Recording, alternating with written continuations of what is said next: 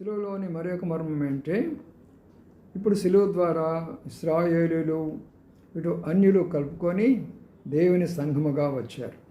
కాబట్టి ఇప్పుడు దేవుని సంఘములో కులాలు, మతాలు, జాతులు అనేది లేదు, అందరూ సమానము. కాబట్టి బైబిల్ ప్రకారము ప్రభువైన యేసుక్రీస్తు వారు ఏం చేస్తున్నాడంటే, ప్రపంచంలో ఉన్న ప్రజలందరూ కూడా దేవుని బిడ్డలే. నా యొక్క సిలువ యొక్క రక్తము ద్వారా వారి కొరకై నేను ప్రాణం అర్పించి నా రక్తాన్ని చిందించి వారందరూ నా బిడ్డలుగా చేసుకొని నా యొక్క సంఘముగా, నా కుటుంబముగా, నా రాజ్యముగా, నా లోకానికి తీసుకెళ్తానని ప్రభువైన యేసుక్రీస్తు వారు సిలువలో మరణించాడు. కాబట్టి ఇప్పుడు దేవుని నమ్ముకున్న తర్వాత హెచ్చు తగ్గు, పేద ధనికులు, గొప్పవారు చిన్నవారు అనే భేదాలు ఉన్నారు. కులాలు, మతాలు, జాతులు అనేవాడు ఉండడు. వాళ్ళందరినీ ఐక్యపరిచి అందరినీ సమాధానపరిచినటువంటిది సిలువ. అందుకని సిలువ మర్మం చాలా గొప్పదని అందరూ నమ్మి ప్రభువైన యేసుక్రీస్తు వారిని